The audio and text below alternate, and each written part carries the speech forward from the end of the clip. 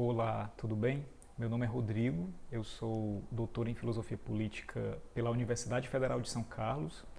Defendi minha tese recentemente, explorando o tema da relação entre eticidade e religião na filosofia de Hegel.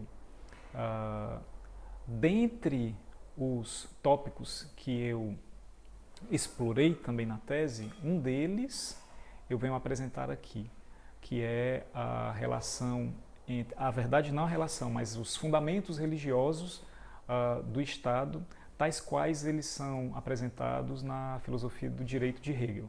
Essa obra que foi lançada em 1821 e comemora 200 anos, tema da 11ª edição do Congresso Internacional da Sociedade Hegel Brasileira.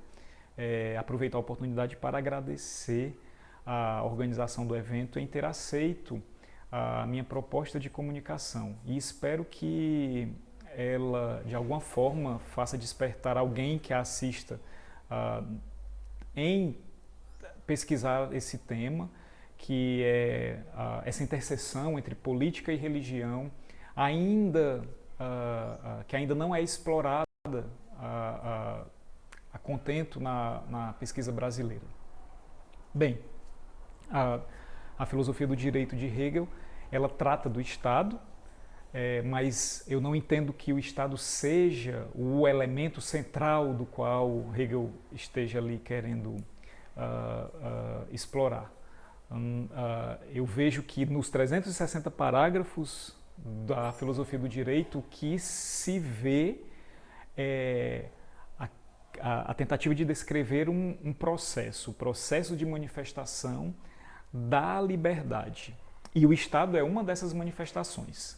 Ele, na verdade, é um momento, como descreverá Hegel, é um momento da eticidade, que é precedido pela sociedade civil e pela família.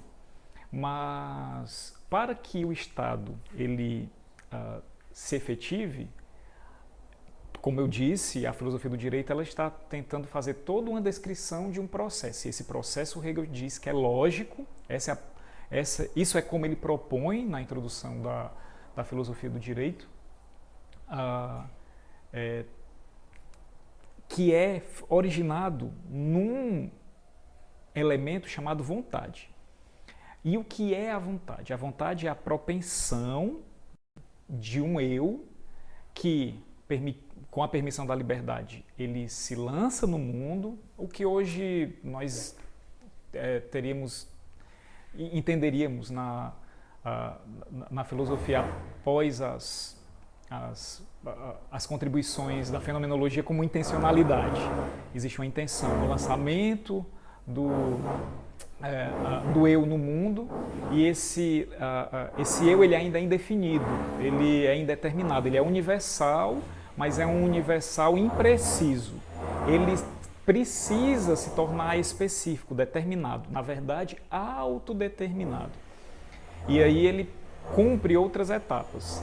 A indeterminidade universal, a particularidade, que é o momento em que esta propensão ela se identifica como objeto no mundo, e por fim a singularidade, que é a finalização desse processo de universalização indeterminada e particularidade. A singularidade vai ser definida, digamos assim, como a relação em que esse eu impreciso que se lança no mundo se relaciona com esse objeto particular, com esse objeto no mundo, e como essa relação ela é constituída. Existe uma interpretação que ganhou muita força nos anos 40 do século passado, a partir dos cursos do Alexander Kojève, que foram publicados sob um título chamado Introdução à Leitura de Hegel, em que essa propensão, esse lançamento do eu ao mundo, esse eu livre, seria o desejo. E o desejo se estabeleceria pelas necessidades que o ser humano tem. Porque o desejo ele só pode ser desejo a partir de um ser humano que deseja. Essa é a interpretação do Kojève, que ganhou seguidores, inclusive. Mas o Hegel, ainda na descrição que ele dá no dos parágrafos 4 a 7 da filosofia do direito a respeito da vontade, ele já vai mencionar a religião ali. A religião, ela, a partir da liberdade, ou a partir ela intermediaria a liberdade e a vontade. Quer dizer, na origem de tudo, na origem de todas as coisas, de tudo que vai resultar nas esferas éticas, que é a vontade, a religião já está lá. E essa vontade, ela precisa ser em si e para si. Ainda na descrição que o Hegel está fazendo do parágrafo 4 ao parágrafo 7, essa vontade ela é só em si. O que é a vontade em si? A vontade é um eu que se lançava no mundo, ele consegue identificar objeto no mundo e a partir disso ele entende, ele compreende que ele é um eu que precisa se relacionar com este objeto. Só que, no caso, é a vontade em si. Para a vontade ser para si, o eu ele precisa entender que além desse objeto com o qual ele vai se relacionar, ele também vai precisar se relacionar com outras vontades, outros eus que possuem vontades. E aí se lança o seguinte problema: como intermediar, como tornar estável esse mundo onde existem vontades que poderão ser conflitantes. Há ocasiões em que vontades diferentes, elas querem se relacionar com o mesmo objeto. E aí o Hegel vai entrar no debate que é um dos temas mais explorados pela filosofia política na história da modernidade, que é a teoria do contrato. Essa teoria do contrato ela teve nomes muito importantes, como o Thomas Hobbes, no Leviatã, o Locke e o próprio Rousseau, no Contrato Social. E eles são chamados largamente de contratualistas. Eles defendem uma teoria do contrato em que existia um mundo pré-jurídico, onde os seres humanos eles eram regidos pelas suas próprias vontades. Eles chegam a um determinado momento em que descobrem que esse mundo em que todos querem, todos têm vontades, isso não ajuda a manutenção da propriedade, da integridade física deles, e aí eles se juntam, cedendo a vontade para um outro ser humano, uma outra entidade, para que haja uma ordem. E aí existe uma mudança da liberdade natural, em que todos poderiam querer tudo, para a liberdade civil, que é regida pelas leis. E aí se inaugura o Estado. Esse Estado ele é inaugurado a partir de uma associação humana, ou seja, os seres humanos eles concordam em que haja um Estado. Hegel vai se posicionar contra essa ideia. E aí ele vai falar muito sobre o Rousseau na filosofia do direito, de que o Estado ele não pode ser motivo de um contrato, ele não pode ser um objeto de contrato. E é interessante que o Hegel vai falar lá no parágrafo 75, onde ele vai discorrer sobre o contrato, em que no contrato existem pessoas autônomas e determinadas, que se relacionam a partir de um objeto. Esse objeto é o objeto do contrato.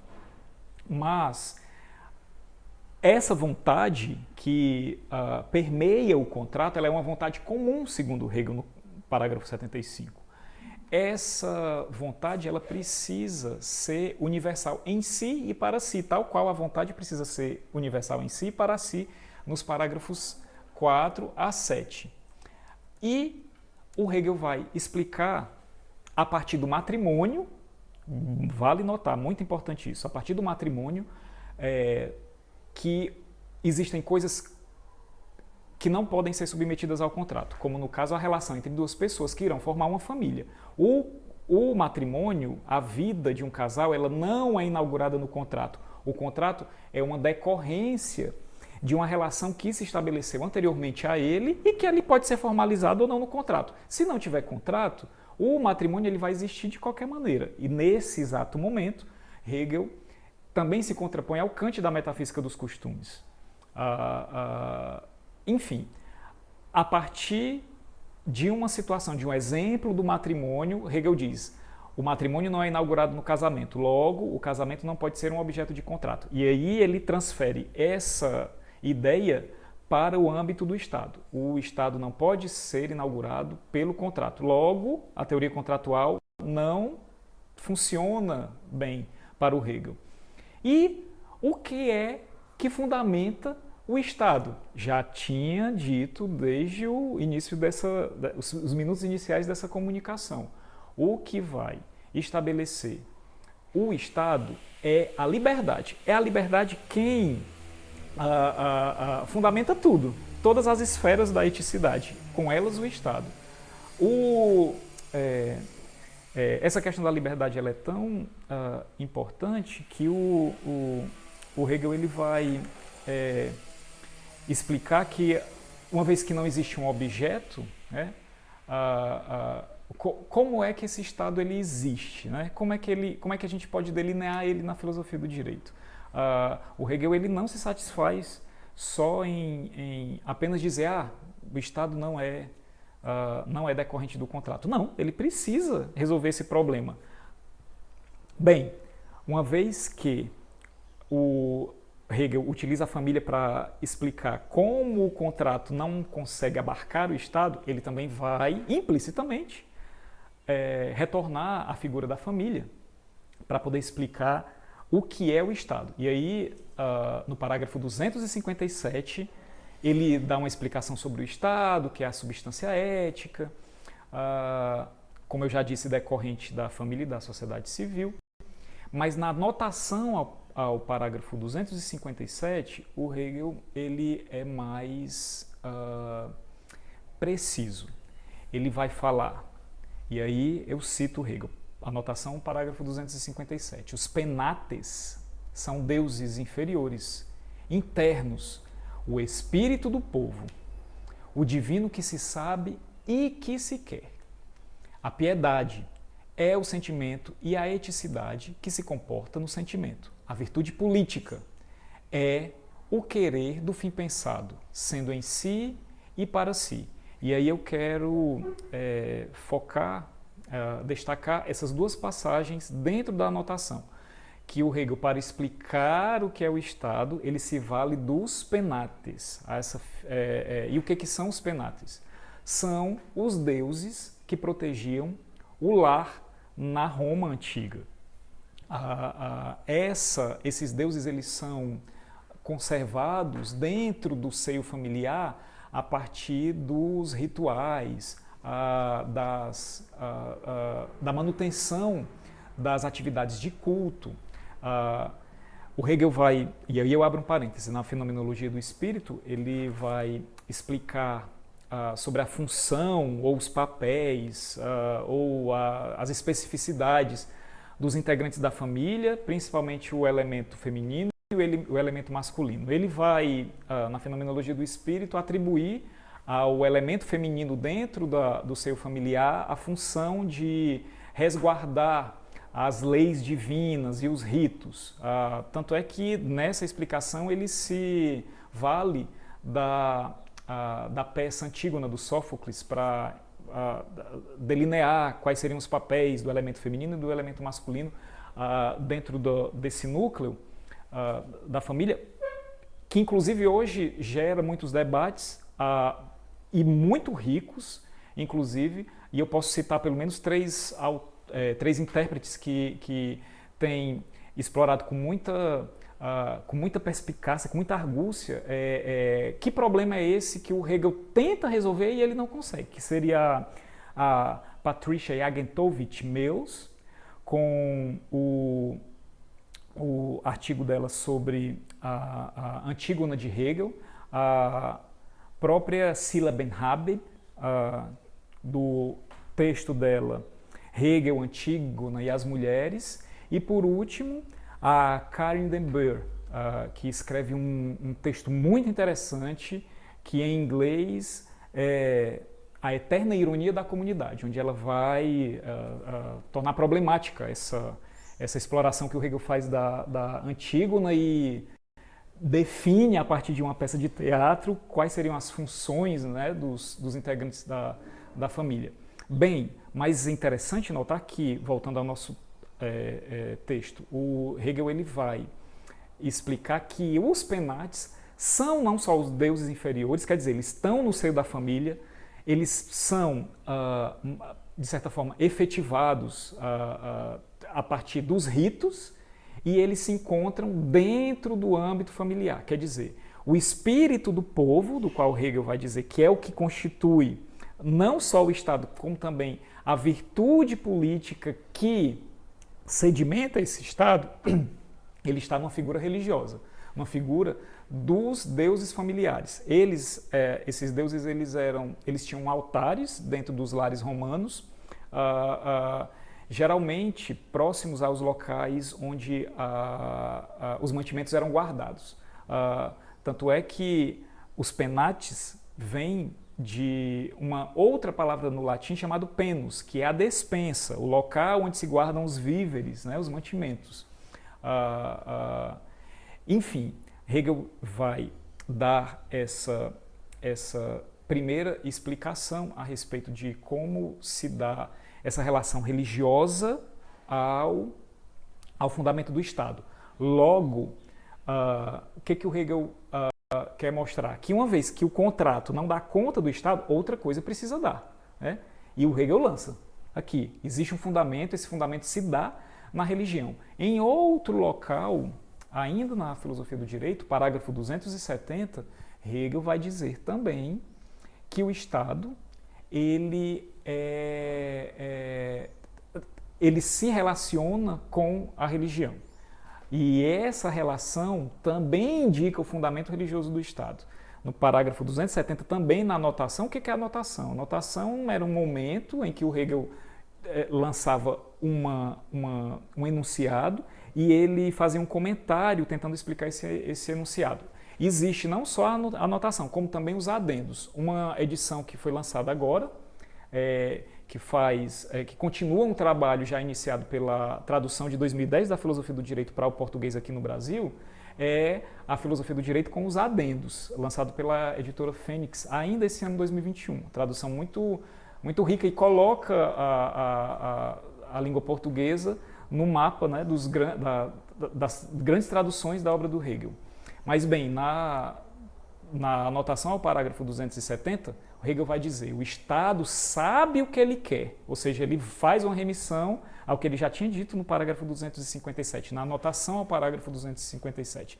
E aqui é o lugar de abordar a relação do Estado com a religião. A continuação da anotação, Hegel expressa: se então a religião constitui o fundamento que contém o elemento ético em geral e mais precisamente a natureza do Estado enquanto vontade divina, assim ao mesmo tempo é apenas fundamento, o que ela é. Ou seja, religião é o fundamento do Estado. Não tenho o que dizer. Eu não vou entrar no mérito sobre como esse parágrafo, essa anotação muito extensa ao parágrafo 270, termina. O Hegel problematiza em diversos níveis como se dá essa relação com a religião.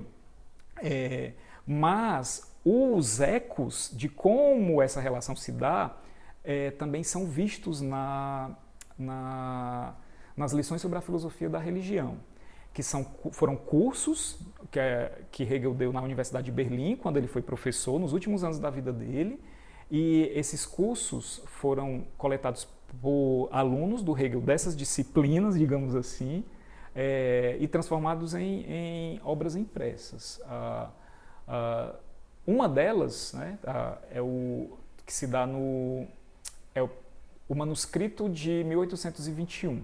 O Hegel vai lembrar, vai evocar essa relação fundamental, de fundamento da religião para com o Estado, e vai dizer que é tão importante essa relação do Estado com a religião que o fato de os indivíduos adorarem a figuras divinas, aquilo ali é um indicativo de como aquela cidade, aquele povo será mantido dentro de um contexto da história. E é bom ler o que eu estou fazendo uma explicação, mas é bom ler como Hegel colocou isso não, como ele explicou isso na aula, né, dele. Nas lições, no primeiro volume das lições sobre a filosofia da religião, Hegel diz: em resumo, a veneração a Deus ou aos deuses afiança e conserva os indivíduos, as famílias, os estados. O menosprezo a Deus ou aos deuses dissolve os direitos e deveres, os vínculos das famílias e dos estados, levando-os à sua ruína. Quer dizer, é como os homens, os seres humanos, irão se relacionar com os deuses, com Deus, que irá definir, selar o destino da cidade, do Estado. Se não houver essa relação que liga, né, que sedimenta os indivíduos entre si e se dá pela religião, o Estado ele está sob o risco de desaparecer da face da Terra, né?